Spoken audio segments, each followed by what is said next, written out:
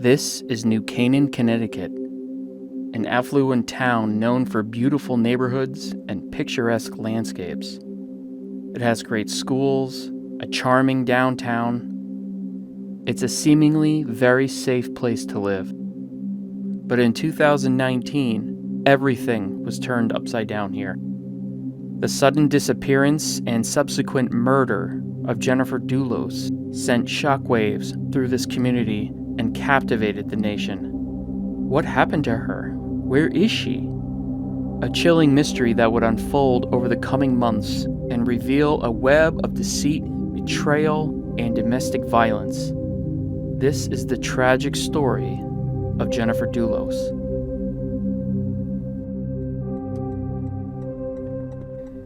So Jennifer was born in New York City in 1968. She grew up with a love for literature and the arts. She went to Brown University, where she studied English and wrote poetry. Then she got her master's degree at NYU. She was very smart, very well-read. In 2004, she married a man named Fotis Dulos, a Greek-born luxury home developer and real estate magnate. They moved to a beautiful area, Farmingdale, Connecticut, basically an affluent suburb of Hartford. They had 5 children together, and on the surface, everything seemed like a good, happy life. However, the reality was they had a very tumultuous marriage. There was years of abuse, alleged controlling behavior by Fotis. In 2017, she learned that Fotis was having an affair with a woman named Michelle Traconis. That name will come up again. Jennifer took her 5 children and was out of there, filed for divorce, stating that she and her children were in imminent physical danger of Fotis. Court documents revealed a history of domestic abuse.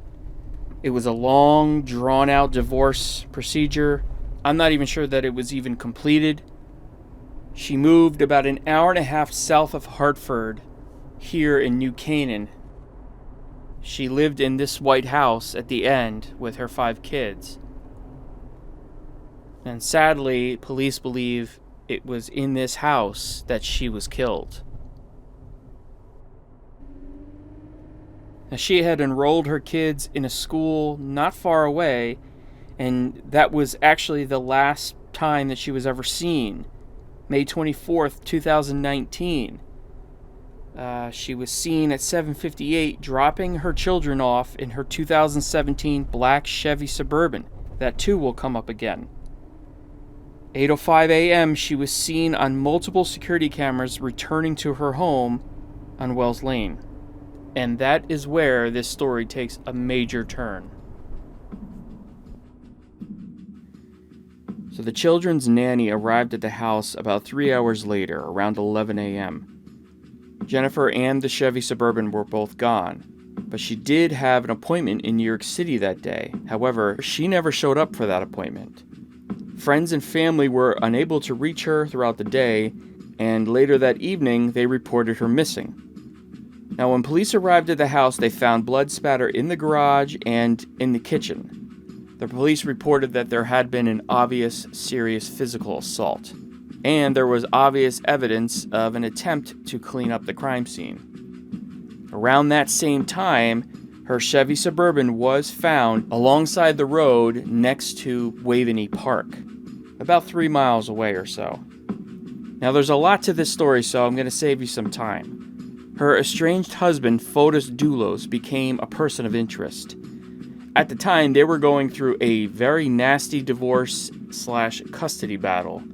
Now, police believe he planned out the whole murder plot, starting with borrowing a red Toyota Tacoma, driving down to the New Canaan area very early in the morning, parking the Tacoma next to Waveney Park, and then riding his bike to Jennifer's house with the intention of killing her when she returned from dropping off her kids. They believe he put her body in the Suburban along with his bike and drove back down to the Waveney Park area and then returned back to the Hartford area about 70 miles away or so with the red Tacoma. Once her SUV was located at Waveney Park, The police searched all through the woods, around the park, inside the park, never finding her body.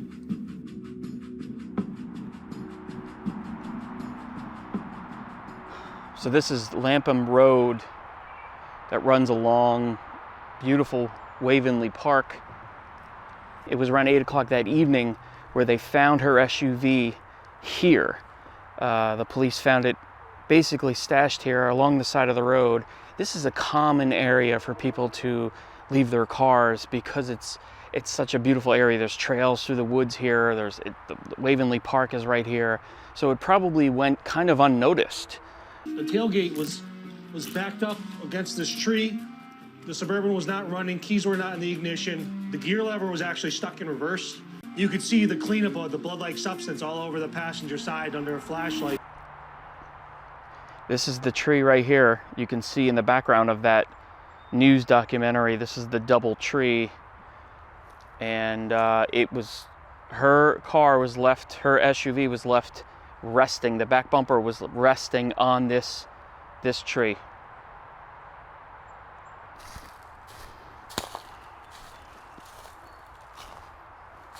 So once they found her car in this area, there was this very extensive search all through the woods here. Right over here, not far at all, is kind of like a mulch field. They did extensive searching through this field. But it makes you think, did they search everywhere, underneath everywhere, and high and low?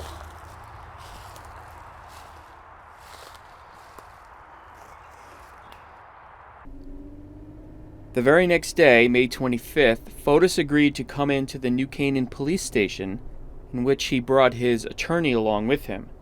Police obtained his phone and his password, and they were able to track his whereabouts the day before, and this becomes the strangest part of the story yet.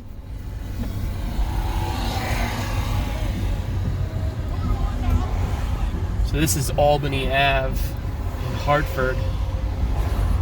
And it's here where Fotis and his girlfriend came later that day at about 7 o'clock. His car was seen driving on this stretch and disposing garbage or articles into various garbage cans. Fotis's phone was traced to this area, and that's how they knew to look here.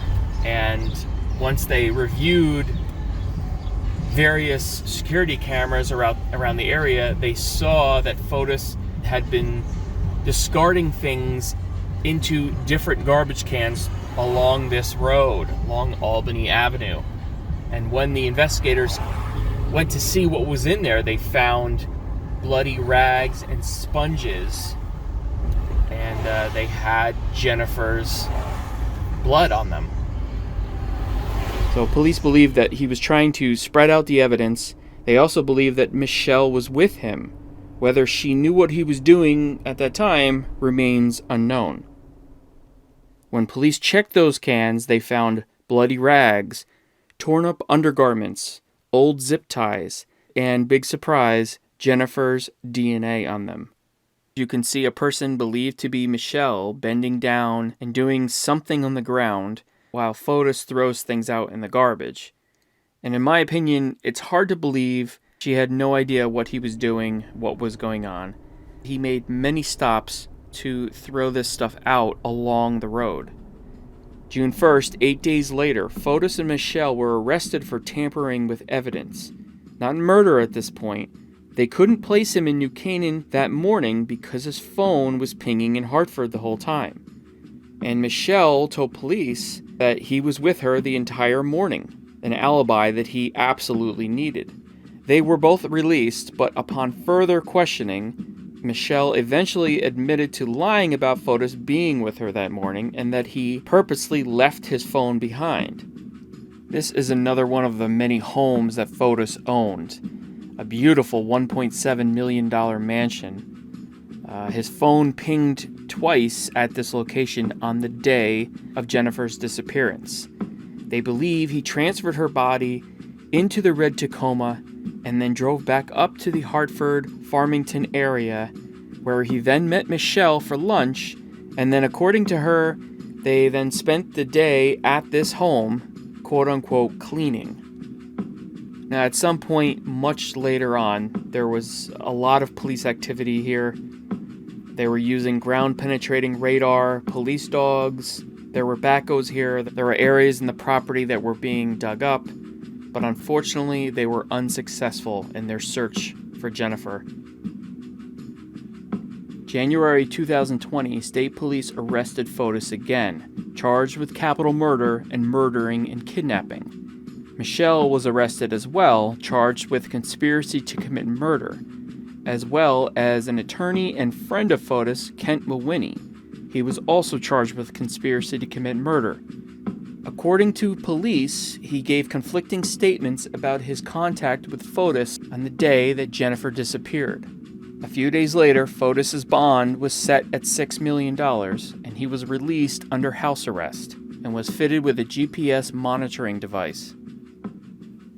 So it's obvious that Fotis knew the walls were closing in around him, and police were alerted to a possible problem at Fotis' Jefferson Crossing home, the same home, in fact, that he lived with Jennifer. They found him in the garage, in his SUV, unresponsive from carbon monoxide poisoning, surrounded by photos of his children and a suicide note. And he was rushed to the hospital with a faint heartbeat, but died 2 days later. So now those 5 children have no mother or father, and I believe they now live with their paternal grandmother in New York City. And as far as Michelle Draconis goes, she is still going through the courts. She has pleaded not guilty to conspiracy to commit murder, and she still vehemently denies knowing anything about the disappearance or presumed murder of Jennifer Dulos.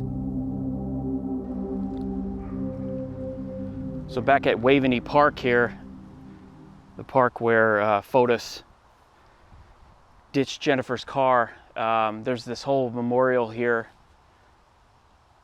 which is definitely nice to see that everyone is still sharing their admiration and their condolences here.